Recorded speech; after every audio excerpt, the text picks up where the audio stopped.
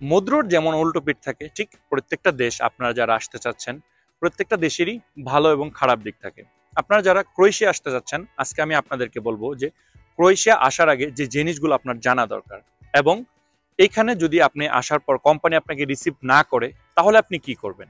এবং সবার শেষে আমি বলে দিব যে একটা সুখবর রয়েছে ক্রোয়েশিয়া ভিসা প্রত্যাশাকামী ভাইদের জন্য, সেটা কি। সো ভিউয়ার্স, আজকের ভিডিওটি অনেক গুরুত্বপূর্ণ এবং অনেক ইন্টারেস্টিং হতে যাচ্ছে। যে সকল ভাইয়ের আপনারা ক্রোয়েশিয়া আসতে চাচ্ছেন, আশা করি তারা না টেনে সম্পূর্ণ ভিডিওটি দেখবেন। তার আগে বলে নিই, আপনি যদি আমাদের চ্যানেলে নতুন হয়ে থাকেন তাহলে অবশ্যই চ্যানেলটি সাবস্ক্রাইব করে দেবেন এবং পাশে আসা বেল আইকনটি চেপে দেবেন। আর যদি অলরেডি সাবস্ক্রাইব করে থাকেন, thanks a lot. So let's get start the video. First of all আমি বলবো যে ক্রোয়েশিয়া আসার আগে যে জিনিসগুলো আপনার জানা দরকার সেটা কি। দেখেন ভাইয়া, প্রত্যেকটা দেশেরই ভালো এবং খারাপ দিক রয়েছে। আমি আপনাদেরকে গত ভিডিওতে বলেছিলাম যে ক্রোয়েশিয়া আপনি কেন আসবেন এবং এখানে কি কি সুযোগ সুবিধাগুলো পাবেন, বাট আজকের ভিডিওতে আমি আপনাদেরকে বলবো যে ক্রোয়েশিয়ার কিছু নেগেটিভ দিকও রয়েছে, যে নেগেটিভ দিকগুলো আপনার বিবেচনা করতে হবে। সেটা কি, তো চলুন এবার কথা বলা যাক। ফার্স্ট অফ অল আমি বলবো যে আপনি যদি ক্রোয়েশিয়া আসতে চান, এখানে একটা মানে কি বলবো, ইউরোপের যে অন্যান্য দেশগুলা তার থেকে এটা টোটালি একটু ডিফারেন্ট টাইপের। সেটা কি, সেটা হচ্ছে যে আপনার যে টিআরসি কার্ডটা হবে, এটার মেয়াদের উপর ডিপেন্ড করে আপনার বৈধতা নির্ভর করবে। হয়তো অনেকে বুঝতেছেন না, তো চলুন এবার বুঝিয়ে বলা যাক। সেটা হলো যে দেখেন, আপনার যে টিআরসি কার্ডটা থাকবে, এটা যতক্ষণ পর্যন্ত মেয়াদ থাকবে, আই মিন আপনি যতক্ষণ পর্যন্ত কাজ করবেন ততক্ষণ পর্যন্ত মেয়াদ থাকবে। জিনিসটা কি, জিনিসটা হচ্ছে এরকম, ফর এক্সাম্পল আপনি কোনো একটা কারণে আপনার কোম্পানি থেকে কাজটা ছেড়ে দিলেন, বা আপনি কোম্পানি তার কাজটা করতে চাচ্ছেন না, বা কোনোভাবে আপনার কোম্পানির সঙ্গে আপনার যে চুক্তিটা সেটাও শেষ হয়ে গেছে, তাহলে আপনি কি করবেন। সেই জিনিসটা হচ্ছে, আপনার যদি সেই চুক্তিটা শেষ হয়ে যায়, আপনার টিআরসি কার্ডের মেয়াদটা ডিপেন্ড করতেছে আপনার সেই চুক্তির উপর। ধরেন আপনার টিআরসি কার্ডের মেয়াদ রয়েছে 1 বছর, বাট 2 মাস পর আপনি সেই কোম্পানি থেকে আপনার কোনোভাবে সে কোম্পানিটা আপনাকে চাইলো না, বা আপনি কোনো কারণে কোম্পানি থেকে কাজটা ছেড়ে দিলেন, তাহলে দেখা যাচ্ছে যে এই 2 মাস পর আপনার হাতে 15 দিন সময় থাকবে। এই 15 দিনের ভেতরে আপনি যদি অন্য একটা কাজ খুঁজে বের করতে পারেন, তো তাহলে আলহামদুলিল্লাহ আপনার টিআরসি কার্ড এবং আপনি বৈধ থাকবেন। আর যদি আপনি সেটা করতে না পারেন, তাহলে ঠিক 15 দিন পরে আপনার টিআরসি কার্ডের মেয়াদটা চলে যাবে এবং আপনি অবৈধ হয়ে যাবেন। আশা করি জিনিসটা ক্লিয়ার। এই জিনিসটা আমি কেন বললাম, দেখেন আপনারা যে সকল ভাইয়েরা ক্রোয়েশিয়া আসতেছেন, বা এখন বর্তমানে বাংলাদেশ এটা খুব হাইপে আছে, আপনারা অনেকেই চেষ্টা করতেছেন ক্রোয়েশিয়া আসবেন। হ্যাঁ, ভালো কথা, আপনি আসেন, বাট নাগরিকত্বের যে বিষয়টা সেটাও আপনার মাথায় রাখতে হবে।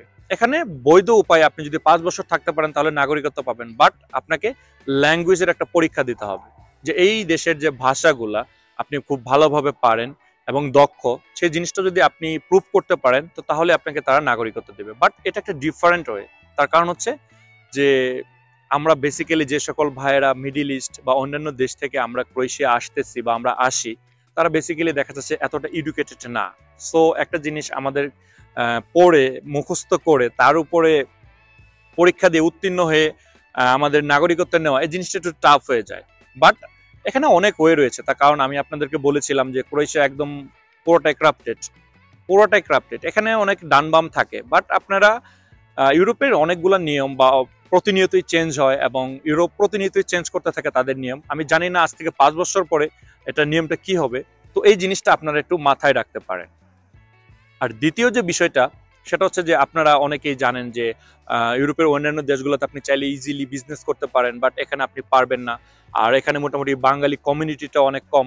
বাট এখানে ক্রোয়েশিয়ার যে জাগরিব শহর, সেখানে হিউজ পরিমাণ কাজের অপরচুনিটি রয়েছে, এবং এখানে মোটামুটি আপনার নেপালি যে ভাইয়েরা তারা, এবং অনেক ইন্ডিয়ান ভাইয়েরা, তাদের নিজস্ব দোকান রয়েছে। তারা ওই যে বললাম যে ডান বাম করে অনেক কিছু করা যায়, তারা হয়তো বা আপনার সেই ক্রোয়েশিয়ান কোনো নাগরিকের সঙ্গে তারা কন্ট্রাক্ট করে, বা অনেকেই রয়েছে তারা নিজের মালিকানাধীন বিজনেস ওপেন করছে, এবং হাতে গোনা কয়েকজন পাসপোর্টও পেয়েছে। বাট সেটা ওই যে আমি বললাম ক্রাফটেড, এবং অনেকে হয়তো বা বিয়ের শাদী করে এই ব্যাপারে। সো যারা আপনারা আসতে চাচ্ছেন, যে ইউরোপে আসার মূল উদ্দেশ্যটা কি থাকে, যে আপনারা একটা নির্দিষ্ট সময় থাকার পর আপনারা সেট হলে আপনাদের ফ্যামিলিগুলোকে এখানে এনে পুরো লাইফটাকে একটা ভালোভাবে লাইফ লিড করা। বাট এটার দিকে একটু ধ্যান রাখবেন এবং নজর রাখবেন, এই জিনিসটা বিবেচনা করবেন। আমি আপনাদেরকে বলতেছি না যে আপনারা ক্রোয়েশিয়া আসবেন না, বাট এই জিনিসটা আপনার জানা দরকার। আর আরেকটা খারাপ দিকের ভিতরে আমি যেটা বলবো, সেটা হচ্ছে যে এইখানকে পুরোটাই আপনার ক্রাফটেড, একদম ক্রাফটেড। সো সেই দিক থেকে যদি আপনি বিবেচনা করেন, সেখানে আপনি বিভিন্নভাবে প্রতারিত হতে পারেন। ইনশাল্লাহ পরবর্তী স্টেপ আমি আপনাদেরকে সেগুলো বলবো। তো চলুন এবার কথা বলা যাক যে কোম্পানি যদি আপনাকে রিসিভ না করে সেই ক্ষেত্রে আপনি কি করবেন। সো এ বিষয়ে আসার আগে ছোট্ট একটা অনুরোধ, ভিডিওটা যদি ভালো লেগে থাকে এবং ইনফরমেটিভ মনে হয় তাহলে অবশ্যই লাইক, কমেন্ট এবং শেয়ার করবেন। অ্যাটলিস্ট আমাকে সাপোর্ট করার জন্য হলো আমার চ্যানেলটাকে সাবস্ক্রাইব করে রাখবেন। আর শেয়ার করার কথাটা এজন্যই বারবার বলি যে অনেক ভাইয়েরা আপনারা আসতেছেন, বাট সেটা হয়তো বা ট্রেন্ডের উপরে বা এখন যে হাইপ আছে সেগুলোর উপরে, বাট চিন্তা ভাবনা করে আপনার স্টেপ নেওয়ার দরকার। তার কারণ হচ্ছে ইউরোপে একটা দীর্ঘ সময় আপনাকে পাড়ি দিতে হবে।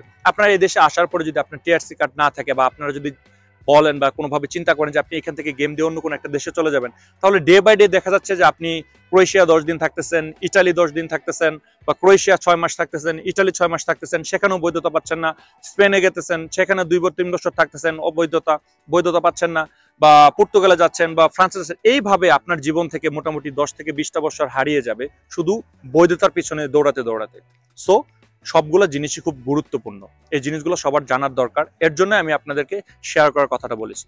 সো এবার আসা যাক যে যদি কোম্পানি আপনাদেরকে রিসিভ না করে সেক্ষেত্রে আপনি কি করবেন।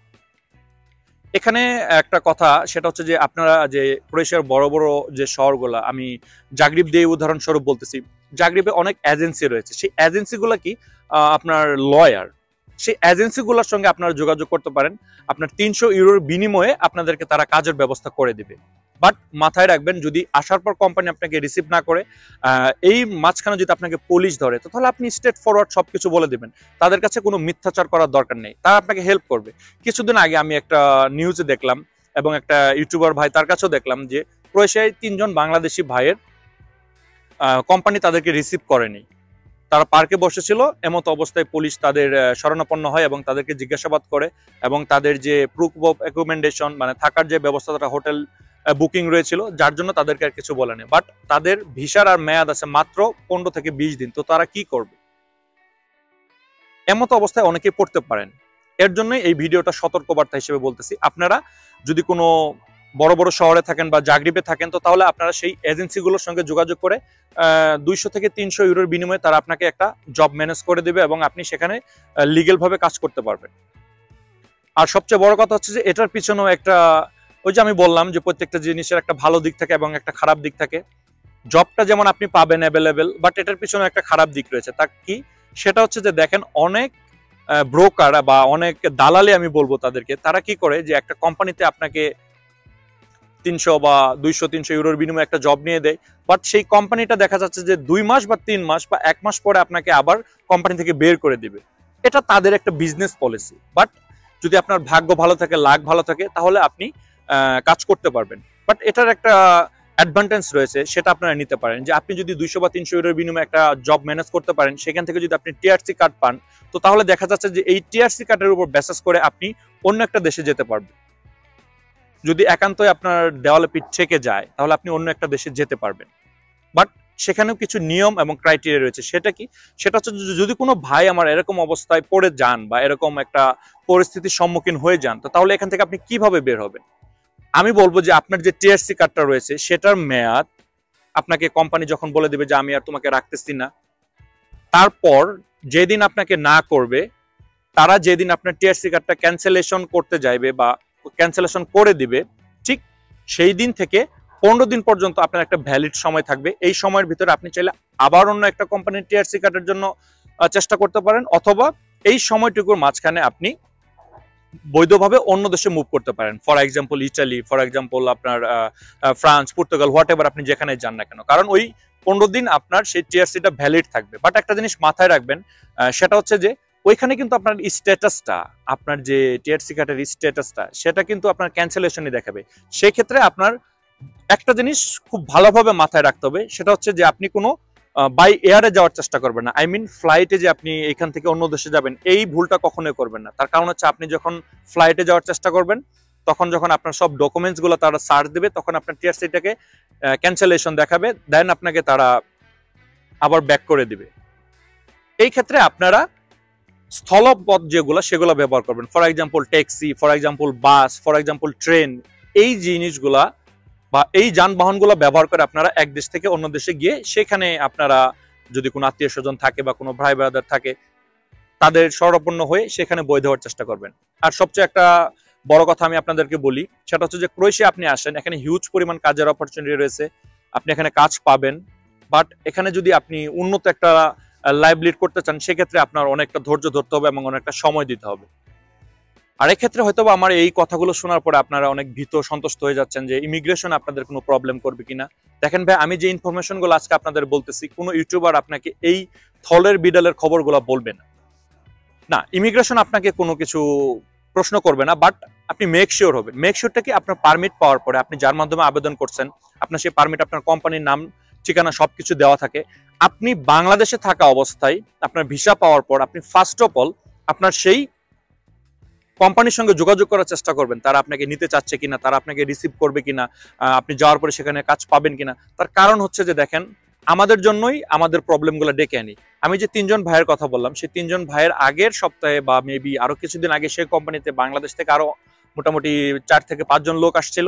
তারা একটা দিনও ক্রোয়েশিয়াতে থাকে না এবং ওই কোম্পানিতে যায় না, কোনো যোগাযোগই করে না। তারা এয়ারপোর্টে এসে নেমে এয়ারপোর্ট থেকে বের হয়ে তারা গেম দিয়ে অন্য দেশে চলে গেছে, যার জন্য পরবর্তীতে যে ভাইগুলো আসছে তারা বিপদে পড়তেছে। সো আমি বারবার বলি, আপনারা যারা ক্রোয়েশিয়ায় থাকতে চান বা থাকতে ইচ্ছুক, আপনারা তারা আসেন, আদারওয়াইজ আসার দরকার নেই। তো যেটা বলতেছিলাম যে দেখেন, ওই ক্ষেত্রে আপনার মনে হতে পারে যে আপনাকে ইমিগ্রেশন আপনার কোনো প্রবলেম করতে পারে, না করবে না। বাট বাংলাদেশ থেকে আপনি মেক শিওর হয়ে আসবেন আপনার কোম্পানির সঙ্গে যোগাযোগ করে, তাহলে আশা করি আপনি মানে একটা স্বস্তির নিঃশ্বাস ফেলতে পারবেন। আর যদি ক্রোয়েশিয়া আপনাকে তারা রিসিভ নাও করে, সো ঘাবড়ানোর কিছু নেই। আপনার পারমিটে আপনার কোম্পানির অ্যাড্রেস দেওয়া থাকে, আপনারা চাইলে নেমে তারপর আপনার যে কোনো একটা ট্যাক্সি নিয়ে আপনি সেই নির্দিষ্ট গন্তব্যে আপনারা যেতে পারবেন। এখানে ইমিগ্রেশন আপনাকে কোনো কিছু করবে না, কোনো প্রবলেম নাই। আপনি একটা কথা মাথায় রাখবেন যে ইউরোপের শুধু ক্রোয়েশিয়া না, যে কোনো দেশে যদি আপনার ভ্যালিড ভিসা থাকে, আই মিন আপনি যদি বৈধ থাকেন, আপনার কাছে যদি একটা বৈধ ভিসা থাকে এবং সেই ভিসাটা যদি অরিজিনাল হয়, ভিসার মেয়াদ যতদিন রয়েছে আপনার কোনো টেনশন করতে হবে না। এই জিনিসটা আপনারা মাথায় রাখবেন। হোয়াট এভার আপনাকে পুলিশ ধরুক, ইমিগ্রেশন, এক্সেট্রা যেটাই হোক না কেন, আপনি সত্য কথা বলার চেষ্টা করবেন এবং আপনার সেই ভ্যালিড ডকুমেন্টসগুলো আপনারা শো করবেন। তো চলুন এবার কথা বলা যাক যে আমি যে সুখবরটার কথা বলছিলাম সে বিষয়ে আসা যাক। সেই সুখবরটা কি? সেই সুখবরটা হচ্ছে, আমি আজ থেকে প্রায় আপনার মাস 2 আগে একটা ভিডিও দিয়েছিলাম যে ক্রোয়েশিয়া আপনাদেরকে 30 থেকে 45 দিনে ভিসা দেবে। এখানে আমার এই ভিডিওটা দেখে অনেকেই হাসাহাসি করছেন এবং অনেকেই অনেক ধরনের মন্তব্য করছেন। আমি বলেছি 30 থেকে 45 দিনে ভিসা দেবে, আমি কিন্তু বলিনি পারমিট দেবে। 30 থেকে 45 দিন আপনাদের ভিসা দেবে। এবং এই জিনিসটাই আজ যে সকল ভাইয়েরা আমার মিডল ইস্টের বিভিন্ন দেশ থেকে, Saudi Arab, Qatar, Dubai, what ever middle ইস্টের যে দেশগুলো রয়েছে, সেই দেশগুলো থেকে যে সকল ভাইয়েরা আপনারা আবেদন করতেছেন, আমার কাছে খবর আসছে এবং আমার সাথে অনেকেরই কথা হয় এবং অনেক ভাইয়েরা এই মিডল ইস্টের ভিসা পেয়েছেন, মানে যেটা কল্পনার বাইরে। তারা কেউ আপনার 15 দিন, কেউ 20 দিন, কেউ 25 দিনে ভিসা পেয়েছেন। খবরটা এবং সুখবরটা এটাই, সেটা হচ্ছে যে আমি যে ভিডিওটি বানিয়েছিলাম সেটা আমি আই বাটনে লিঙ্ক দিয়ে দিলাম, সেটা দেখার চেষ্টা করবেন। এবং সেই জিনিসটাই আজ সত্যি হচ্ছে, মিডল ইস্ট থেকে খুব তাড়াতাড়ি ভিসা দিচ্ছে। আই মিন ভিসা প্রক্রিয়াটাকে তারা অনেক সহজ করে দিচ্ছে। যে সকল ভাইরা মিডল ইস্ট থেকে আবেদন করতেছেন, আমি তাদের কথা বলতেছি। আর যে সকল ভাইরা আপনারা বাংলাদেশ থেকে, নেপাল, ইন্ডিয়া, এই সকল এম্বাসিতে যারা আপনারা কাজ করতেছেন, তাদের ভিসাটাও আশা করি মোটামুটি দ্রুত হবে। তার কারণ হচ্ছে যে অনেকেই রয়েছেন মোটামুটি আপনারা 60 দিন, অনেকেই 70 দিন, অনেকেই 80 দিন, কেউ বা 1 মাস 20 দিন, এরকম মাঝখানে আপনারা ভিসা পাচ্ছেন। বাট এই সময়টা ইনশাল্লাহ আমরা আশা রাখতেছি, আমরা যতটুকু খবর পেয়েছি এই সময়টাও স্বল্পতার ভিতরে আসবে। সো এটা ছিল একটা আপনাদের যে ভিসা প্রত্যাশী ভাইরা তাদের জন্য একটা গুড নিউজ। তো চলুন এবার কথা বলা যাক যে পারমিটের বিষয়ে। আমি প্রত্যেকটা ভিডিওতেই বলি, আমাকে তারপরেও আপনারা প্রশ্ন করেন, হয়তো আপনারা ভিডিওগুলো সম্পূর্ণ দেখেন না, যার জন্য হয়তো টেনে টেনে দেখেন, বুঝেন না। এখন আমি ক্লিয়ার করতেছি, পারমিট আসার বিষয়টা টোটালি ডিপেন্ড করে হচ্ছে আপনার যে এজেন্সি এবং আপনি যে কোম্পানিতে আবেদন করেছেন এবং ক্রোয়েশিয়ার যে ফরেন মিনিস্ট্রি, সেই 3টা জিনিসের উপর। সেটা কেমন? সেটা হচ্ছে যে দেখেন, আপনি যদি আপনার এজেন্সির মাধ্যমে আবেদন করেন, দেখা যাচ্ছে আপনার এজেন্সি আরো 5-6 জনের জন্য আবেদন করে। সো আপনি এখন আবেদন করে দিলেন, এখন থেকে যে আপনার কাউন্টিংটা শুরু হবে এরকম না। আপনার সেই এজেন্সিটা অন্য যে বাকি ভাইগুলো রয়েছে তাদের সবার যে ফাইলগুলো, এগুলো একসাথে সাবমিট করবে হচ্ছে আপনার যে লয়ারটা ক্রোয়েশিয়ায় কাজ করতেছে তাদের হয়ে, তাদের মাধ্যমে। এবং সেই লয়ারটা, একটা কোম্পানিতে তো আর একজন আসে না, 4-5 জন, 6 জন, কেউ 10 জন, 15 জন, এরকম একটা ভ্যাকেন্সি থাকে। এইগুলা যখন ফিল আপ হয়ে যায়, তো সেই সকল ফাইলগুলো নিয়ে তারা এই ফরেন মিনিস্ট্রিতে অ্যাপ্রুভালের জন্য আবেদন করে। আপনি কাউন্ট করবেন অ্যাপ্রুভাল যে আপনি আবেদন করলেন সেইখান থেকে কাউন্ট করবেন। একটা নির্দিষ্ট সময় থাকে অ্যাপ্রুভাল দেওয়ার, সেটা হচ্ছে বেসিক্যালি দেখা যাচ্ছে যে 2 থেকে 3 মাস হয়ে যায়। বাট লয়ারটা যদি ভালোভাবে কাজ করে এবং মোটামুটি সুনামধন্য হয় তাহলে কাজটা আরো আগে হয়। আশা করি পারমিট আসার বিষয়টা আপনারা ক্লিয়ার। এটা হয়তোবা আপনার পারমিটটা 2 মাসে আসে, কারোটা 3 মাস আসে, কারোটা 6 মাস আসে। পারমিটের জন্য একজ্যাক্টলি যে সময়টা এটা বলা যাচ্ছে না। সো ভিউয়ার্স, আজকের ভিডিওটা আর বড় করতেছি না। ইনশাআল্লাহ পরবর্তী ভিডিওতে ক্রোয়েশিয়া নিয়ে আরো গুরুত্বপূর্ণ আলোচনা রয়েছে, এবং আপনারা যদি মানে কোনো কিছু না বুঝে থাকেন এবং অন্য কোনো কিছু জানার থেকে থাকে তাহলে অবশ্যই আমাকে কমেন্টস করবেন। আমি সবার কমেন্টসে রিপ্লাই দেওয়ার চেষ্টা করি, হয়তো একটু সময় লাগে কারণ আমাদের নিজেদের কিছু কাজবাজ থাকে। যাই হোক, আজকের ভিডিওটি এখানেই শেষ করতেছি। তার আগে বলি, যে সকল ভাইয়েরা আমার ক্রোয়েশিয়া আসতে চাচ্ছেন জেনে বুঝে সবকিছু, তারপরে আপনারা ক্রোয়েশিয়ার জন্য আগাবেন। সো ভিউয়ার্স, সবার জন্য দোয়া রইল, আল্লাহ তাআলা সবার মনের আশা পূর্ণ করুক। এই আশাবাদ ব্যক্ত করে আজকের মতো এখানে শেষ করতেছি। আসসালামু আলাইকুম।